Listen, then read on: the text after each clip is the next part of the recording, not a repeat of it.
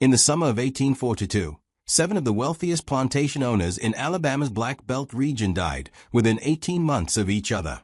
Not from disease. Not from violence. Not from any cause that physicians of the time could properly explain. Each man's death was preceded by the same pattern: financial catastrophe, public scandal, and a complete unraveling of reputation that left their families destitute and their names synonymous with shame. But here's what makes this story different from every other tale of antebellum ruin you've ever heard. Every single one of these men had owned, at some point in the 2 years before their death, the same woman. A woman described in auction records as the most valuable piece of property ever sold in the state of Alabama. A woman who could do something that terrified every slave owner who discovered her ability, yet made her so desirable that men would bankrupt themselves trying to possess her. She could read. She could write. And she could forge any handwriting she'd ever seen with perfect accuracy.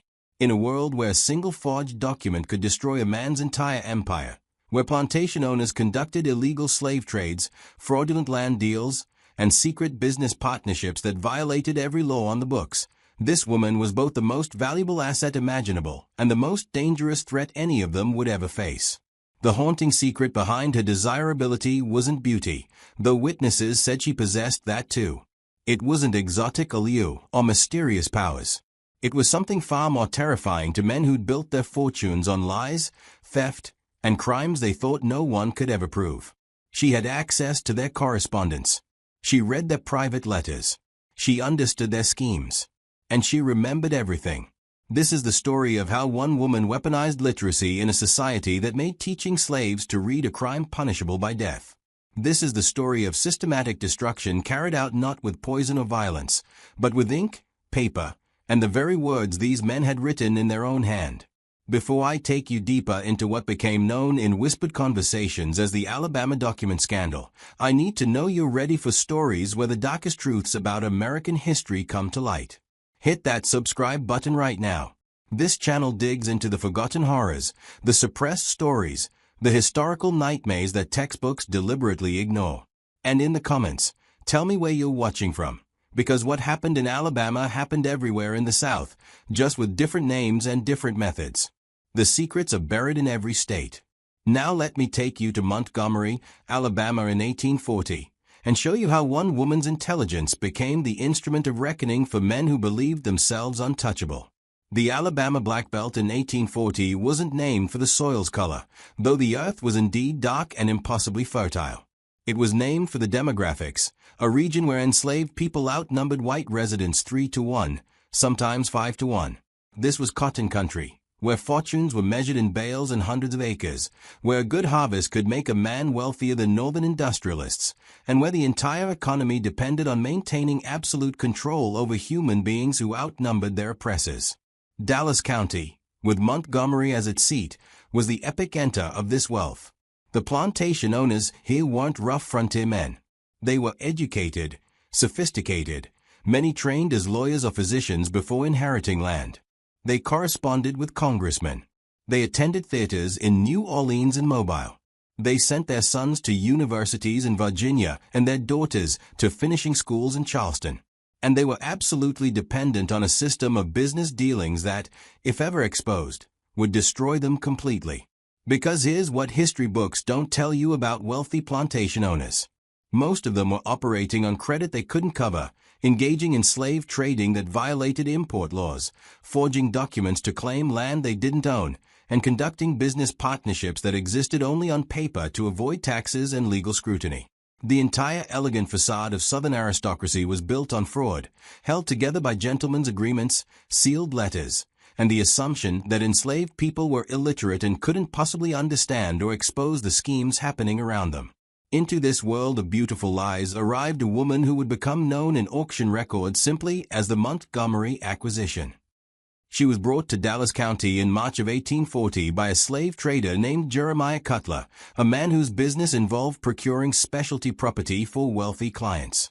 These weren't field hands or domestic servants. These were enslaved people with unusual skills, blacksmiths who could work with steam engines, carpenters who understood architecture, seamstresses who could replicate Parisian fashion from drawings. And then there was this woman, Cutler's sales ledger, discovered in a courthouse fire investigation in 1891, described her in terms that should have sounded alarm bells for anyone paying attention.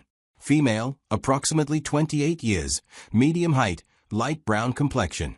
Educated in household management, fluent English and French, exceptional penmanship, skilled in accounts and correspondence. Previously employed in estate management under supervision. Remarkably intelligent. Literate. That last word, literate, was underlined 3 times. In Alabama in 1840, it was illegal to teach enslaved people to read or write. The penalty was public whipping and potential sale out of state. The law existed for good reason, from the slaveholder's perspective. An enslaved person who could read might access abolitionist literature, might forge travel passes, might communicate with other enslaved people across plantations, might understand the bills of sale that traded them like livestock, might recognize the forgeries and frauds that permeated the entire plantation economy. Yet here was Cutler, openly advertising literacy as a selling point. Why? Because the value of an enslaved person who could manage household accounts, write business letters, and maintain correspondence for plantation owners who were often barely literate themselves was extraordinary.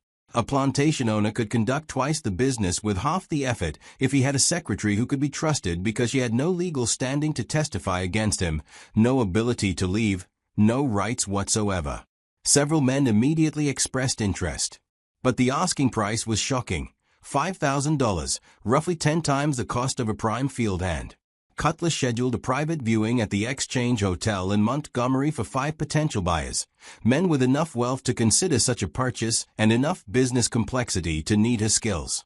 The viewing took place on March 15, 1840, in a second-floor room of the Exchange Hotel. The 5 men who attended represented the absolute peak of Dallas County society. James Thornton Willoughby, age 51, owned 3,000 acres and over 200 enslaved people. He was known for his extensive cotton trading operations and his political connections in Washington. Nathaniel Roscoe Dunmore, age 45, was a lawyer who'd made his fortune in land speculation and slave trading.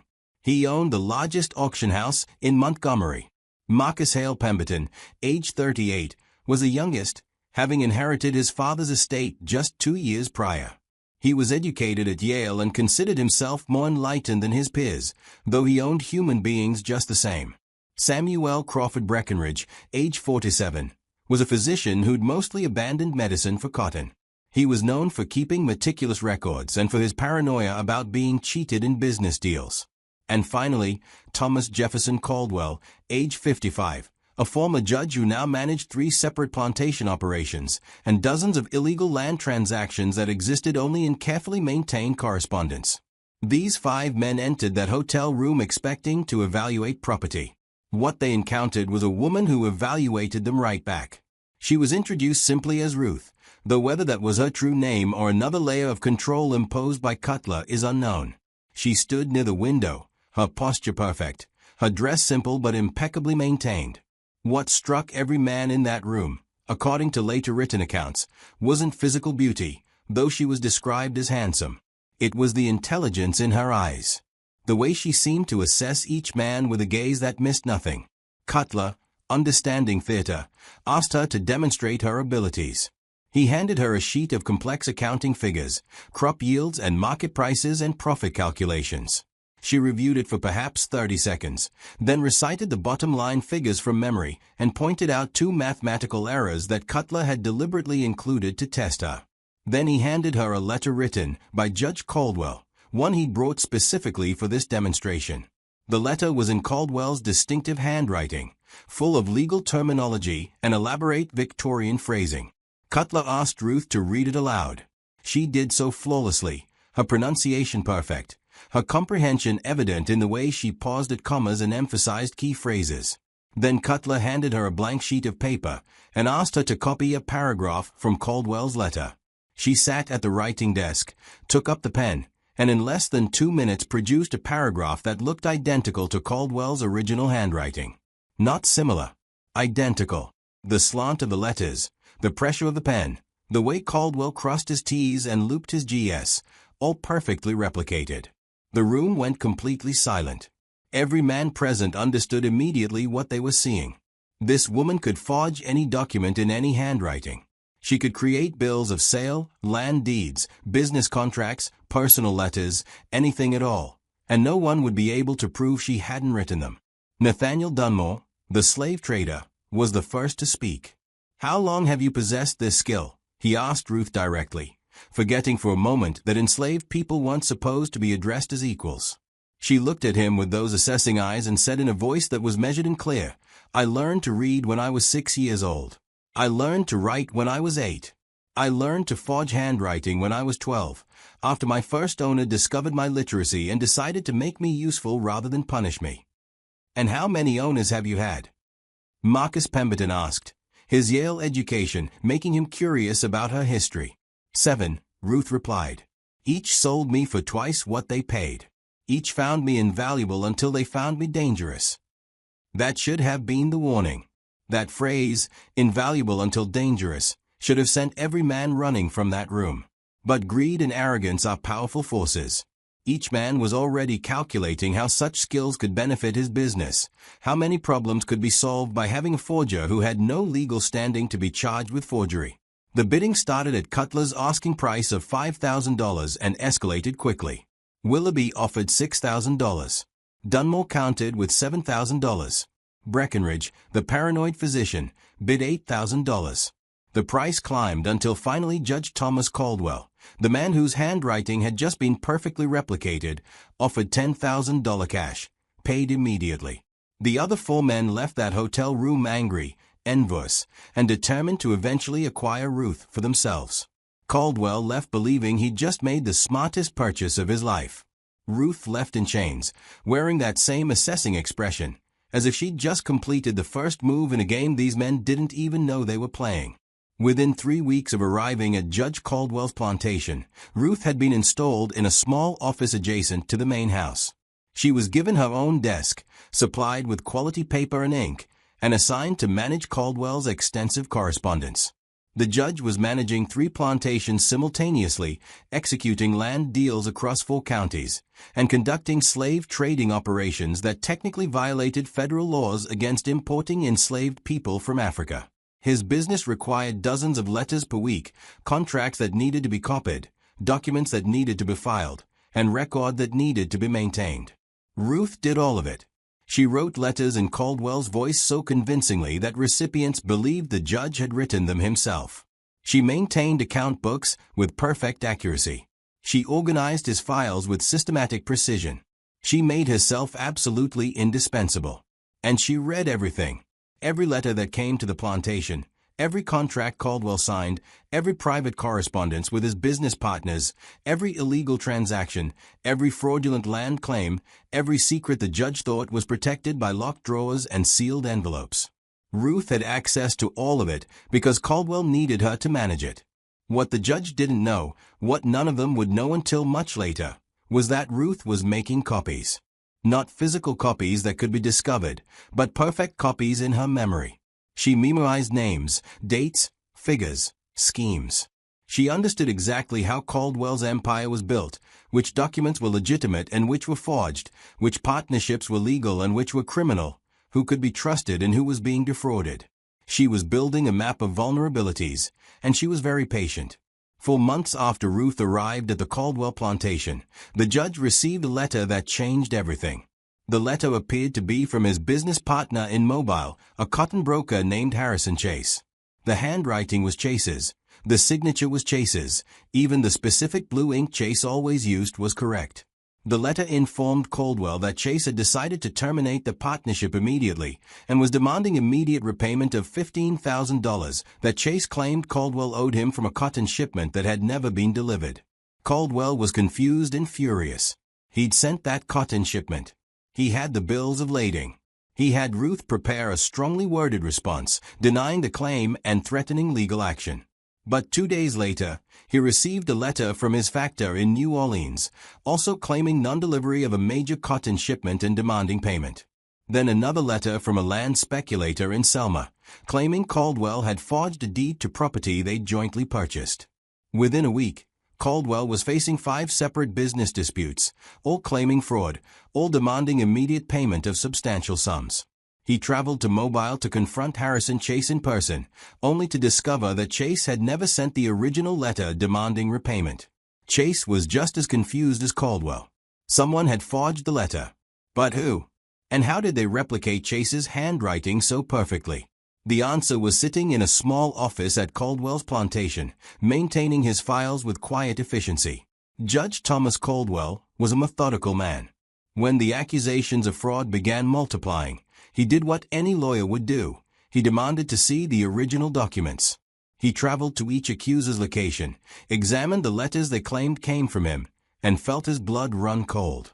Every single forgery was perfect. The handwriting was his. The phrasing was his.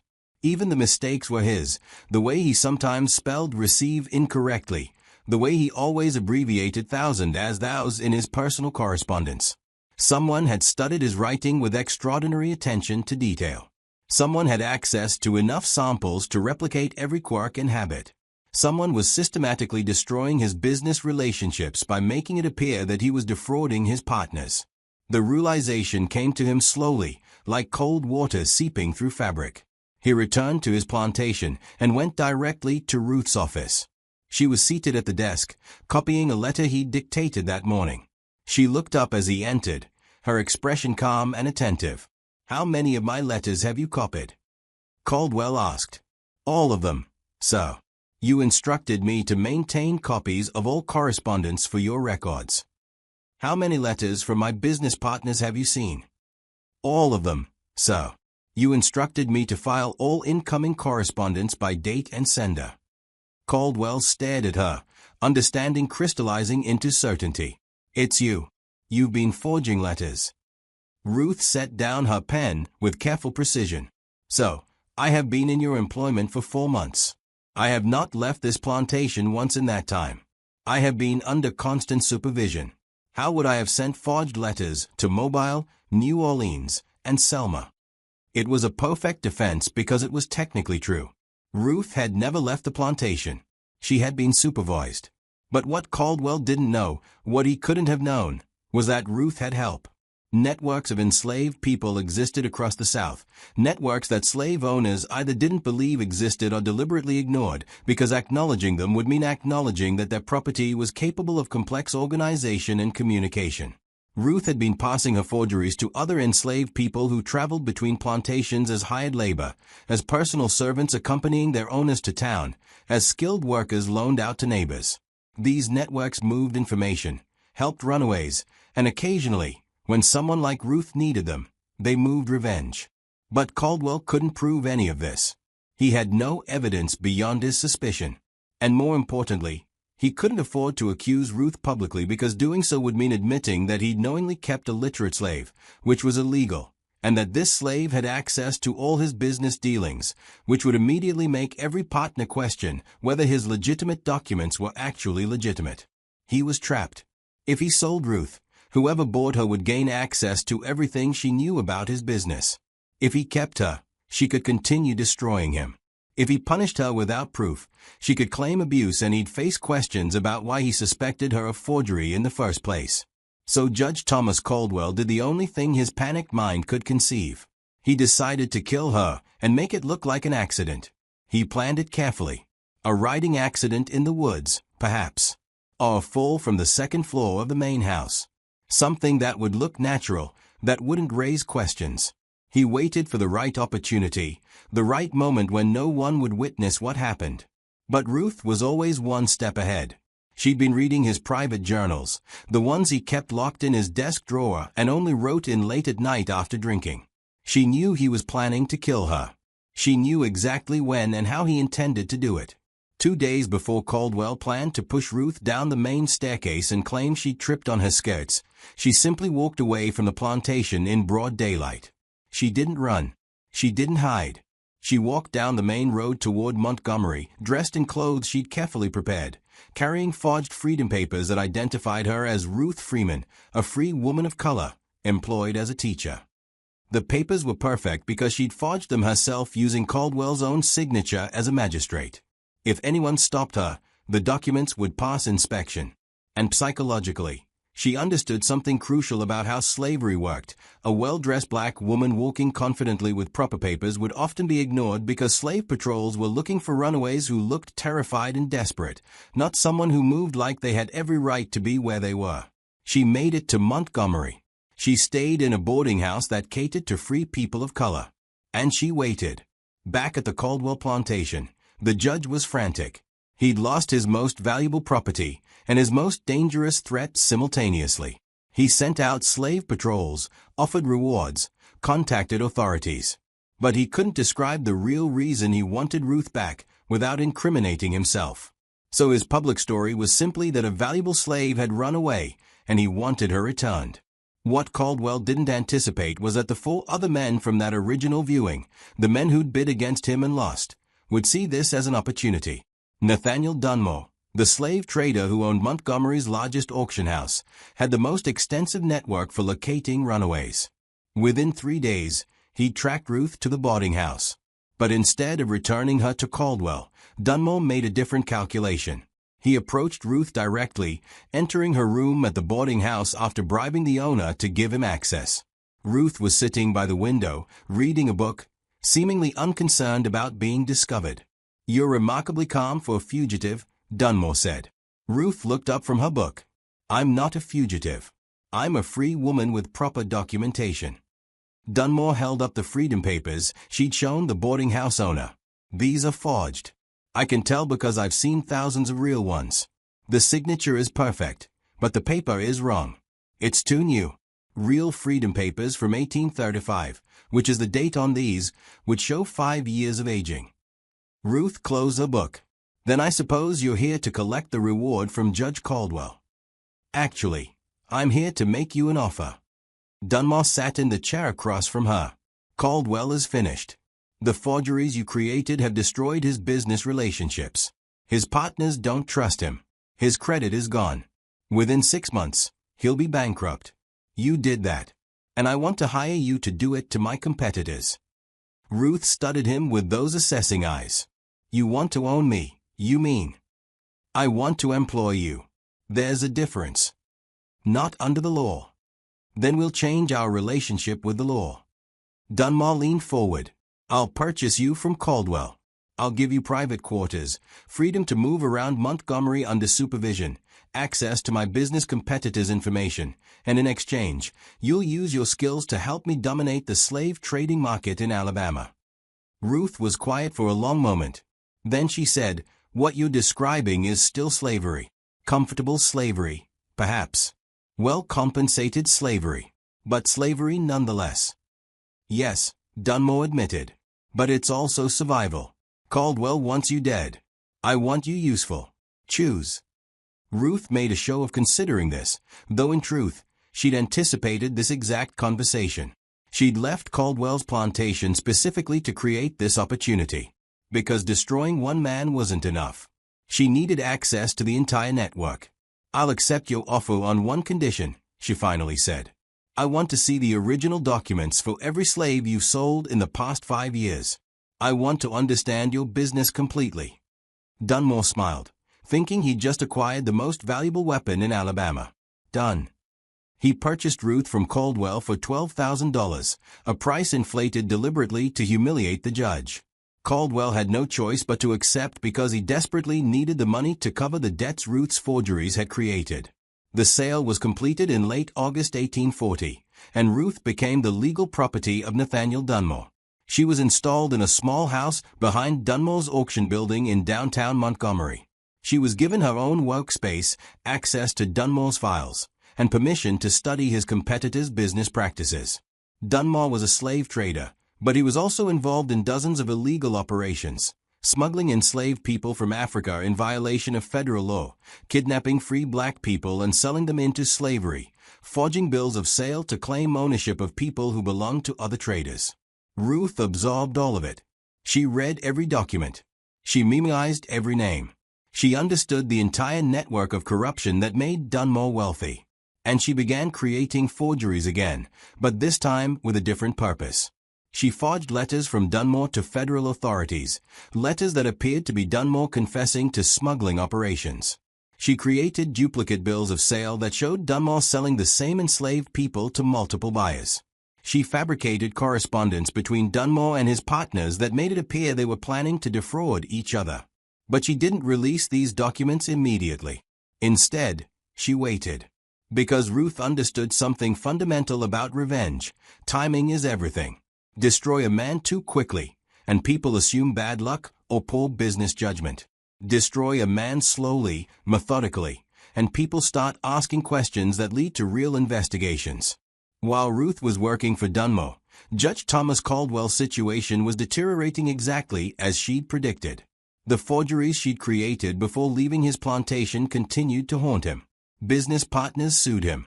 Creditors demanded payment. His cotton crop failed due to neglect while he'd been focused on the fraud accusations. By November 1840, Caldwell was forced to sell one of his 3 plantations to cover debts. But it wasn't just financial ruin Ruth had engineered.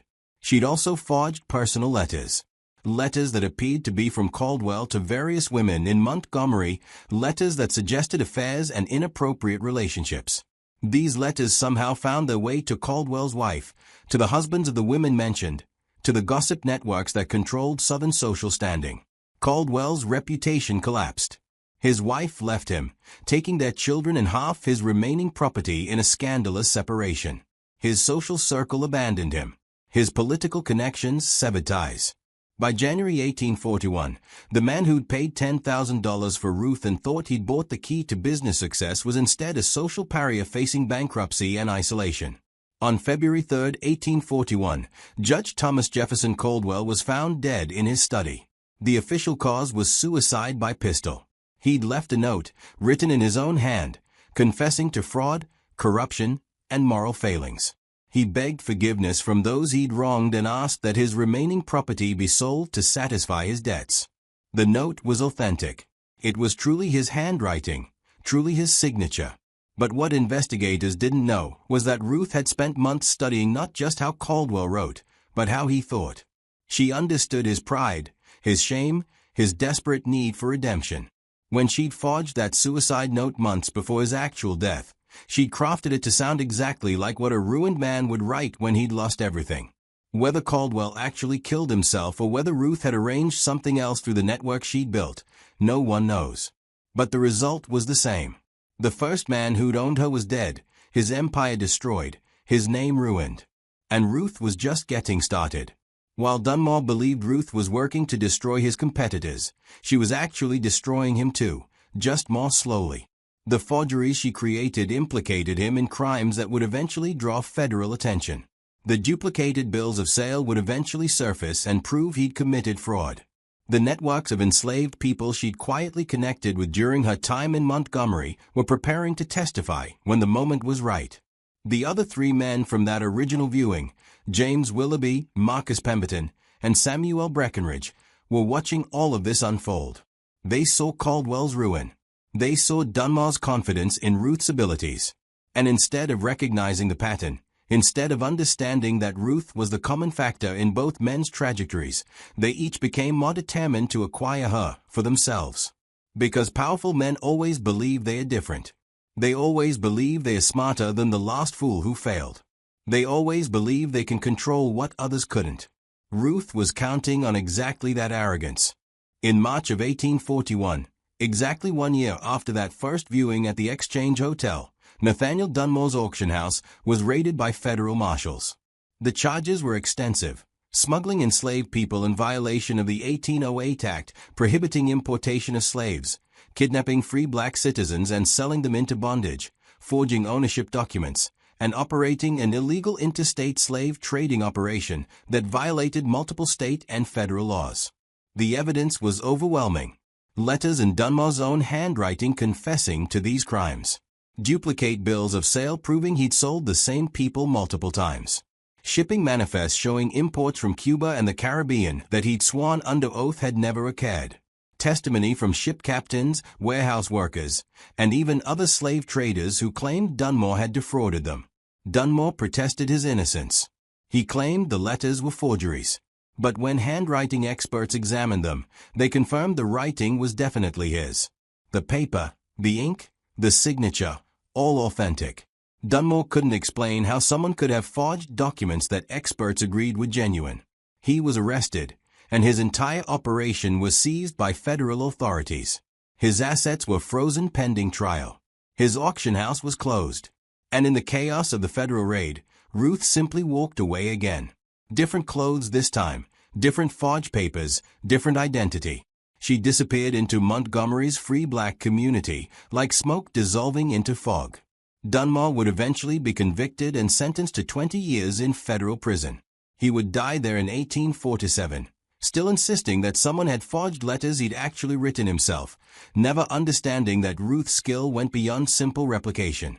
She could forge a man's handwriting so perfectly that even he couldn't tell the difference. She could create documents that were more authentic than authenticity itself. With both Caldwell and Dunmore destroyed, the three remaining men from that original viewing became desperate to find Ruth. Not to turn her into authorities, not to return her to slavery in any conventional sense, but to acquire her abilities for themselves. Because each of them understood that in a world of fraud and deception, the person who controlled the perfect forger controlled everything. James Willoughby, the oldest of the three at 52, was the first to locate her. He found her working in a dress shop in Montgomery, employed under a false name, living quietly and unremarkably. Willoughby was smarter than Caldwell had been and more cautious than Dunmore. He didn't approach Ruth directly at first. Instead, he watched her for 2 weeks, studying her patterns, her movements, her interactions. What he observed troubled him. Ruth moved through Montgomery with a freedom that suggested she had protection, connections, resources that a fugitive slave shouldn't possess. She met with free black citizens regularly. She attended church services at the African Baptist congregation. She seemed to have money, modest amounts, but more than someone in her position should have. Willoughby began to suspect that Ruth wasn't working alone, that there was an entire network supporting her, hiding her, facilitating her movements. This realization should have made him more cautious. Instead, it made him more ambitious. He approached her finally on a Sunday afternoon as she was leaving church. He offered her a proposition that he believed was irresistible. He would purchase her freedom, legally and completely. He would pay whatever price was necessary to make her a free woman, documented and protected by law. In exchange, she would work for him for 5 years, using her skills to help him consolidate his business empire, after which she would be completely free to do whatever she wished. Ruth listened to this offer with that same calm assessment she brought to everything. Then she asked a question that Willoughby should have recognized as dangerous. "Why do you want to free me instead of own me?" Willoughby, proud of what he considered his enlightened thinking, replied honestly, "Because I've watched Caldwell and Dunmore try to control you, and both are now destroyed. I'm intelligent enough to recognize that you cannot be controlled through force or legal ownership. But perhaps you can be persuaded through genuine partnership." Partnership, Ruth repeated.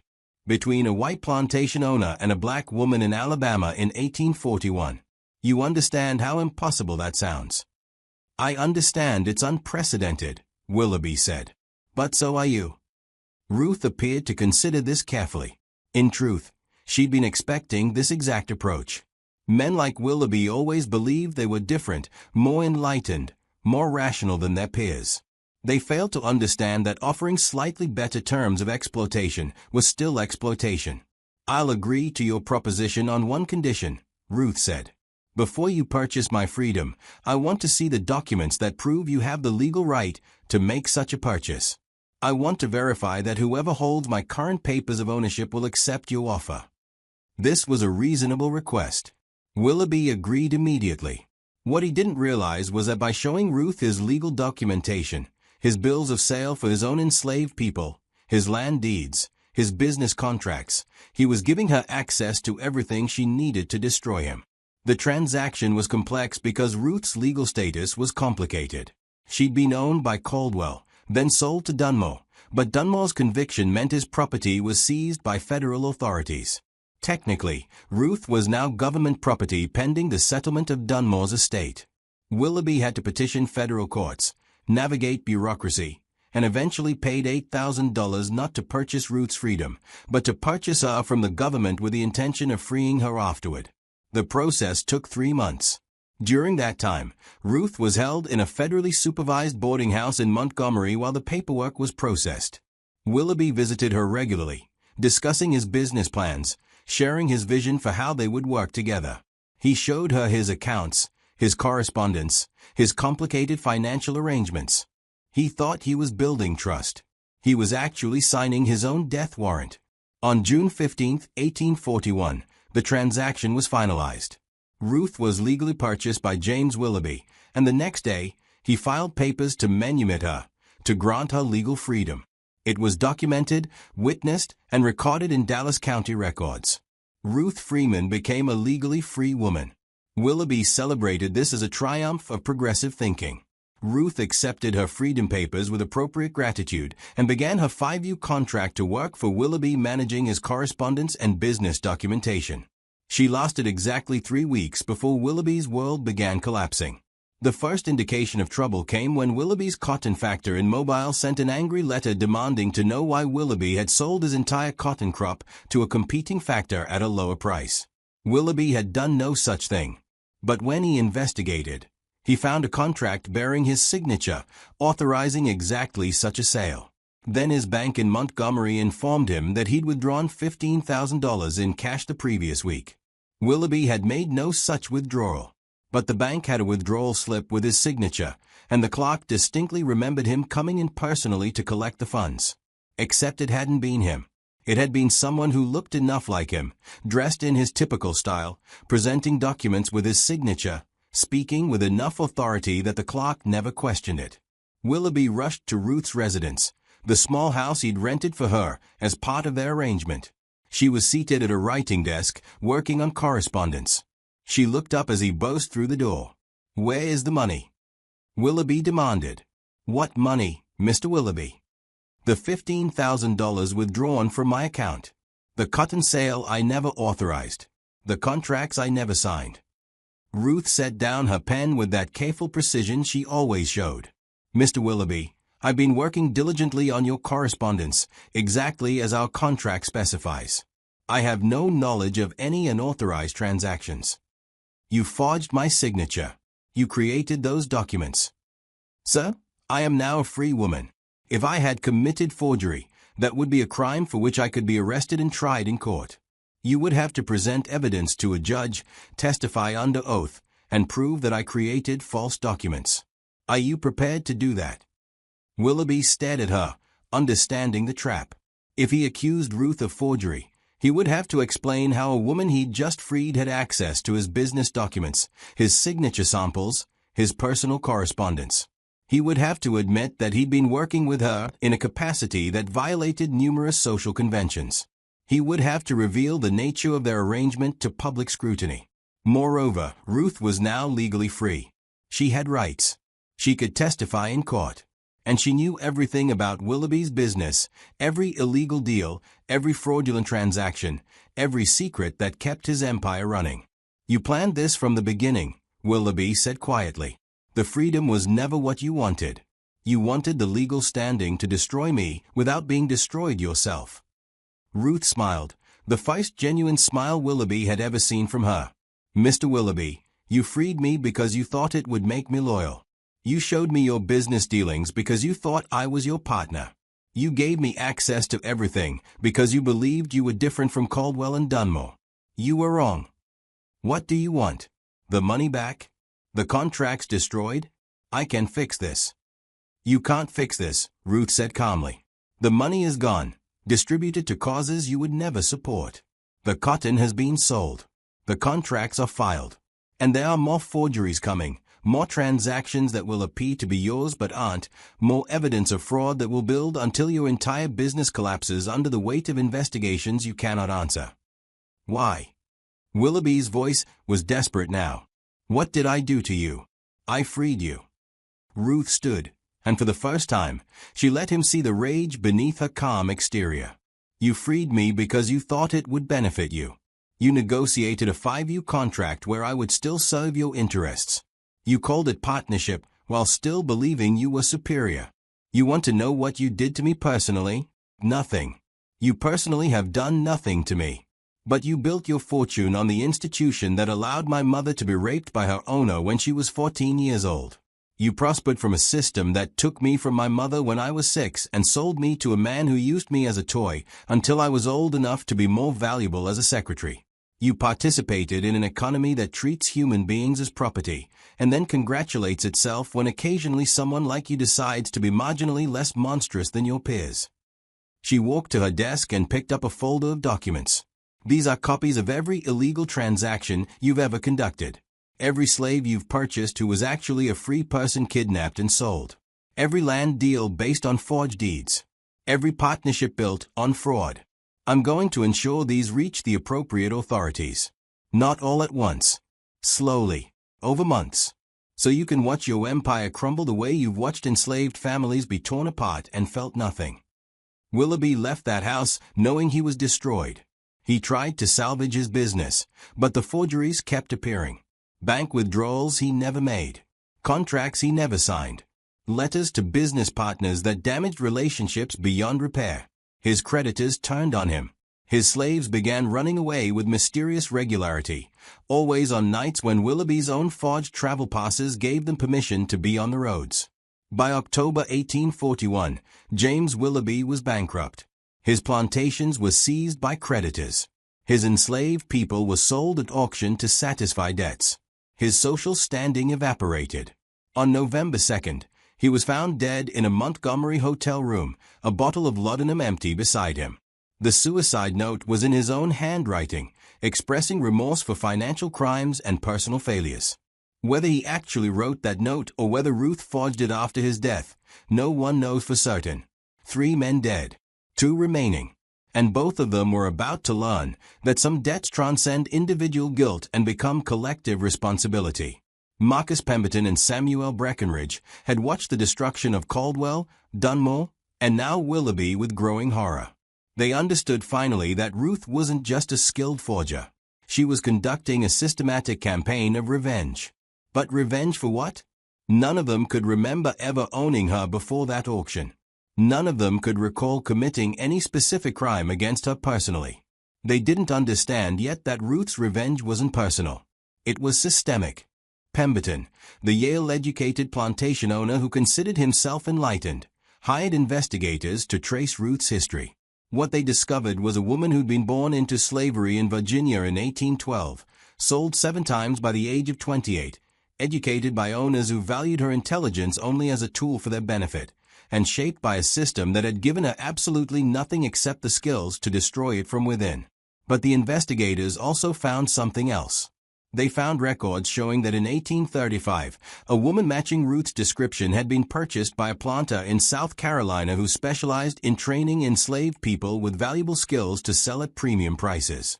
This planter, Cyrus Whitfield, had died mysteriously in 1837 after his business collapsed due to fraud accusations. His entire operation had been built on taking moderately skilled enslaved people and teaching them advanced abilities, reading, writing, accounting, then selling them for enormous profits. Whitfield had owned Ruth for 2 years. And during those 2 years, he'd done something that the investigators discovered in his private journals. He taught Ruth not just to forge documents, but to weaponize forgery. He'd shown her how to create financial records that could destroy businesses, how to forge legal documents that could steal property, how to fabricate correspondence that could ruin reputations. Whitfield had intended to use Ruth as the ultimate tool for destroying his business competitors. What he hadn't anticipated was that Ruth would practice on him first, learning the techniques and then applying them to her teacher. By the time Whitfield realized what was happening, his business was already collapsing, his reputation already ruined. Pemberton brought this information to Breckinridge, and together they made a decision. They would find Ruth, offer her whatever she wanted, money, property, guaranteed freedom, anything, if she would just stop.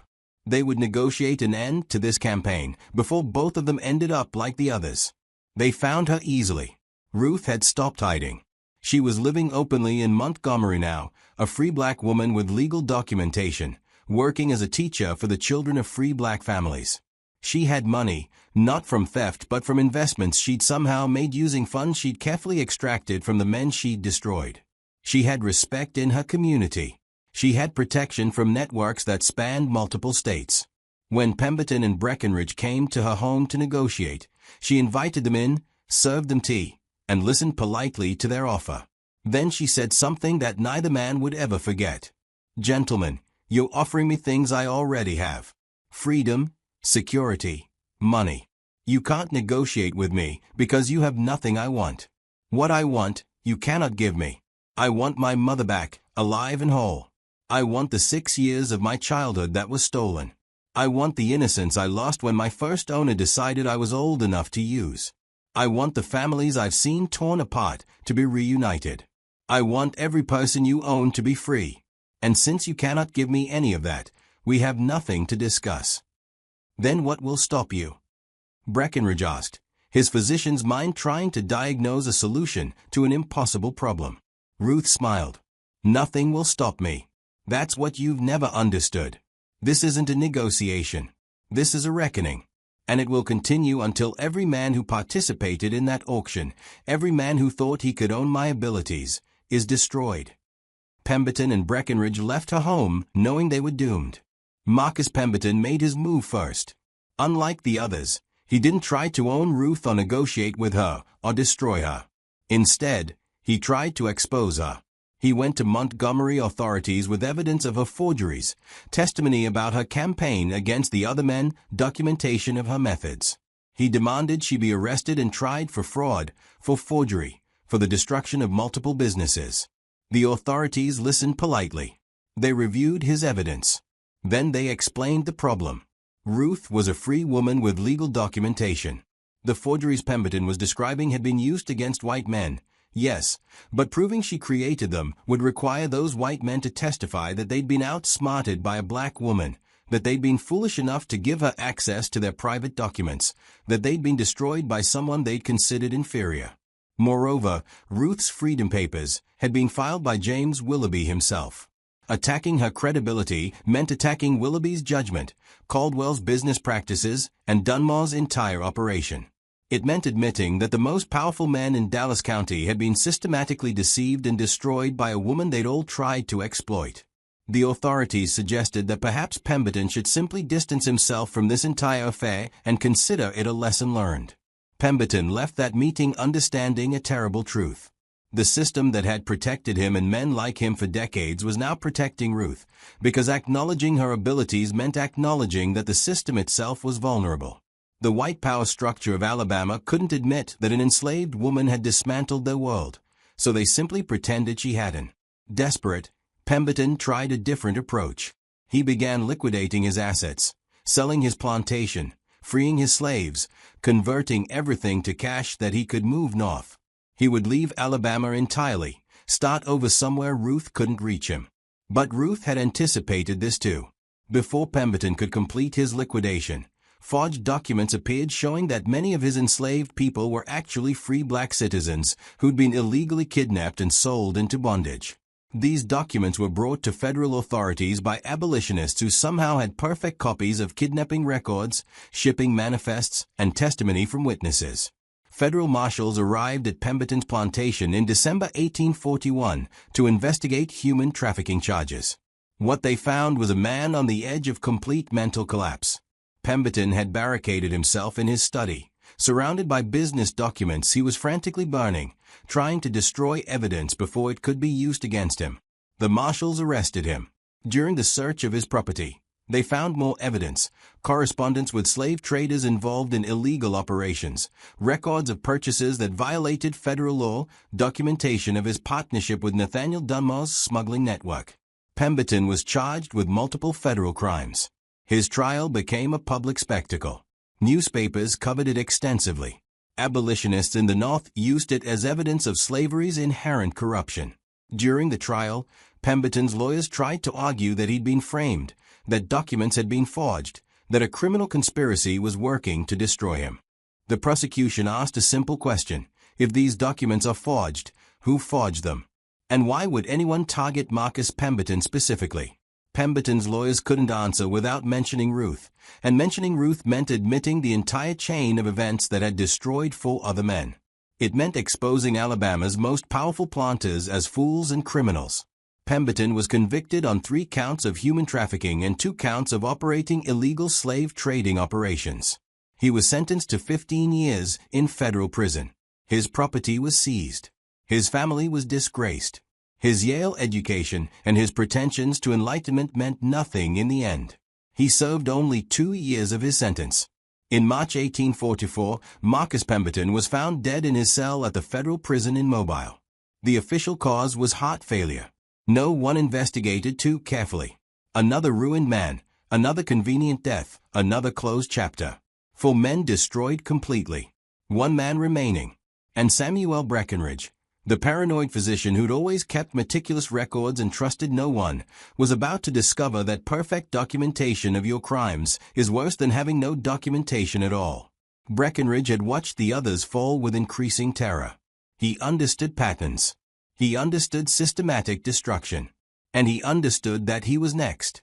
But Breckinridge also believed he was smarter than the others. He'd spent his entire life being cautious, documenting everything, trusting nothing to memory or chance. He had copies of every business transaction he'd ever conducted, stored in a fireproof safe in his study. He had correspondence organized by date and sender. He had account books that tracked every dollar he'd ever spent or owned.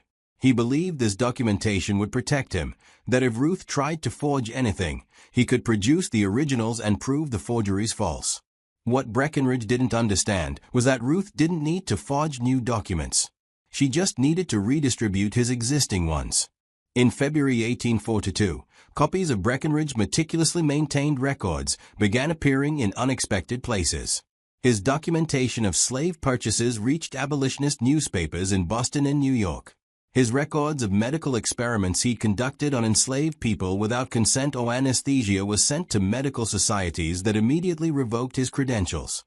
His correspondence with other planters discussing the deliberate breeding of enslaved people for profit reached church groups who organized protests outside his plantation. Every document was authentic. Breckinridge's own handwriting, his own signature, his own meticulous documentation of his own crimes. He'd kept perfect records of things that should never have been written down, believing his papers would remain private forever. Ruth had somehow accessed his fireproof safe, not to forge anything, but simply to copy what was already there and ensure it reached people who would be horrified by its contents. Breckinridge's medical reputation collapsed first. He'd been a respected physician before becoming a planter, and the medical establishment's rejection of him was immediate and brutal. Then came social ostracism. Churches refused him entry. Businesses refused his patronage.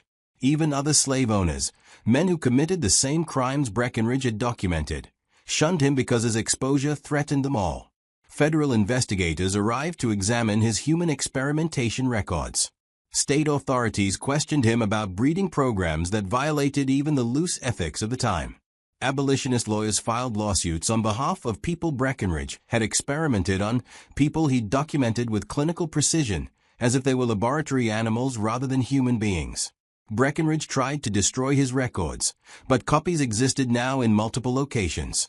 He tried to flee, but his reputation had spread too far.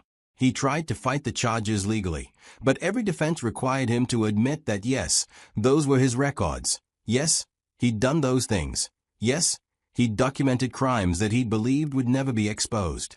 By June 1842, Samuel Breckinridge was bankrupt, disgraced, and facing criminal charges in multiple jurisdictions. His plantation was seized. His slaves were freed by court order as restitution for the experiments he'd conducted. His medical licenses were revoked. His family name became synonymous with the worst excesses of slavery's cruelty. On July 4, 1842, Independence Day, a day of bitter irony, Samuel Breckinridge hanged himself in the empty shell of his plantation house. The suicide note, written in his distinctive physician's handwriting, was a confession of his crimes and an expression of remorse for the suffering he'd caused. The note was authentic. For once, Ruth hadn't needed to forge anything. 5 men dead. 5 fortunes destroyed. 5 families ruined.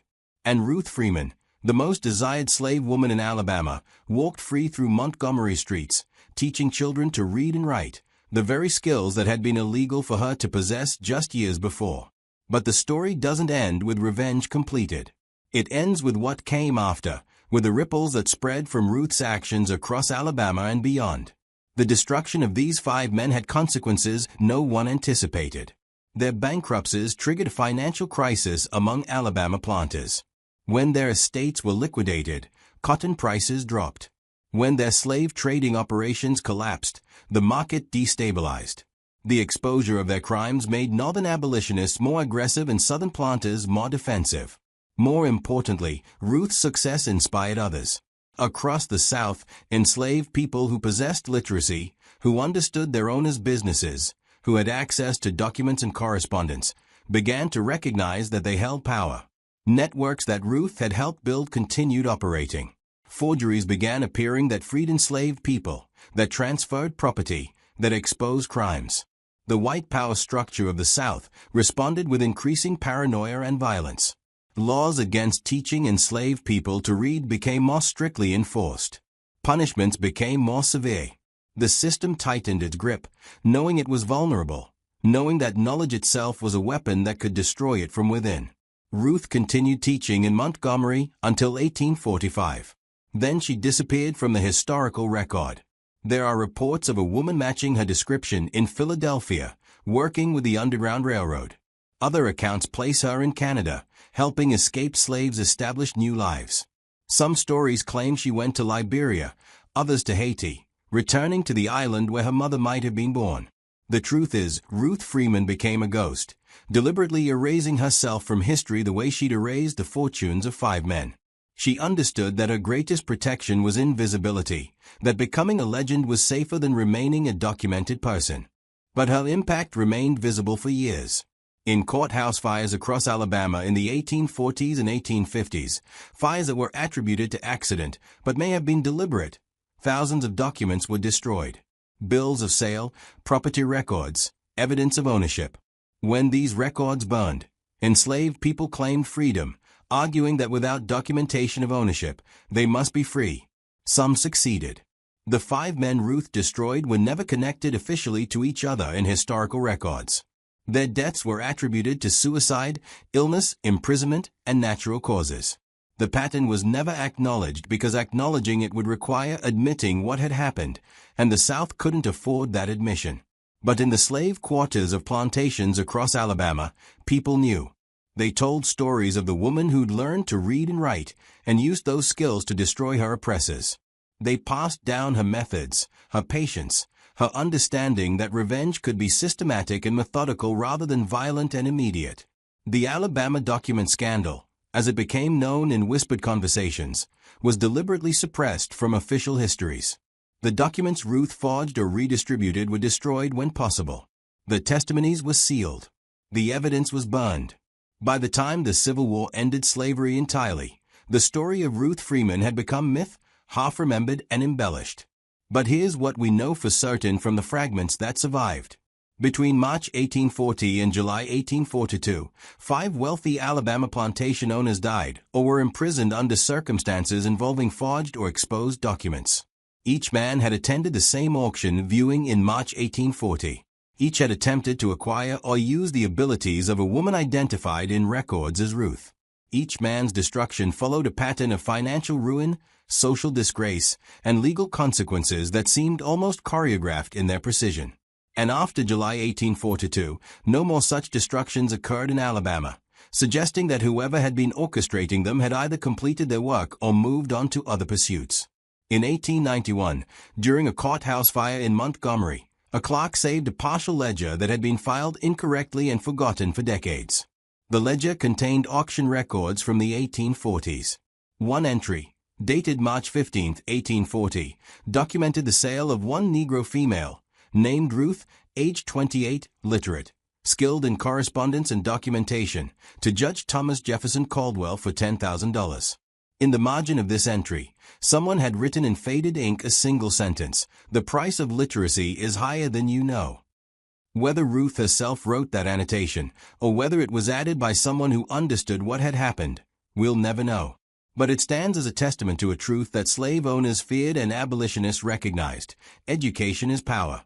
And in a system built on denying people their humanity, giving them the tools to prove their intelligence is giving them the tools to destroy that system entirely.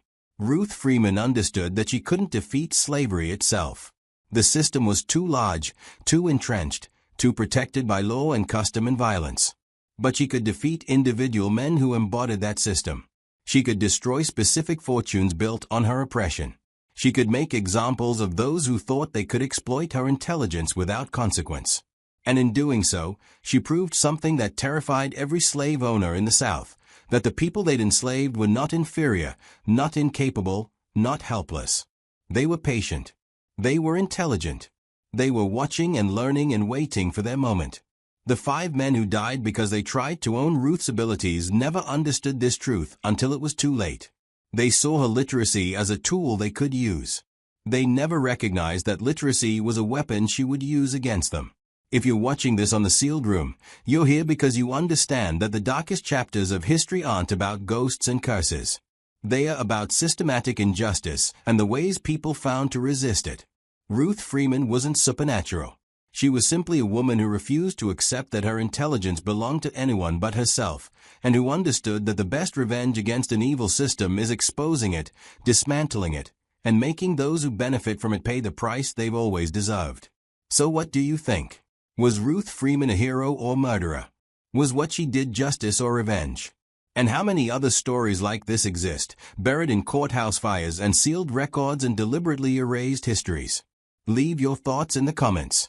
Tell me if you've heard similar stories from your own region's hidden past. And if this story made you think differently about the intelligence and agency of people who were enslaved, about the resistance that happened not through violence but through patience and knowledge, then share this video with someone who needs to hear it. Subscribe if you want more stories that challenge the sanitized version of history we were taught in school. Hit the notification bell for deep dives into the truths that powerful people wanted erased. The past is darker and more complex than we've been told, and every week we uncover another piece of it together. The 5 men who thought they could own Ruth Freeman are forgotten now, their names erased from memory as thoroughly as they tried to erase her humanity. But Ruth herself, whether she lived to old age in freedom or died young fighting the system that enslaved her, left behind something more valuable than any fortune those men ever possessed. She left proof that the oppressed are never powerless, that knowledge is always dangerous to tyranny, and that some debts, no matter how long delayed, will eventually be paid in full. Thank you for watching, and I'll see you in the next story.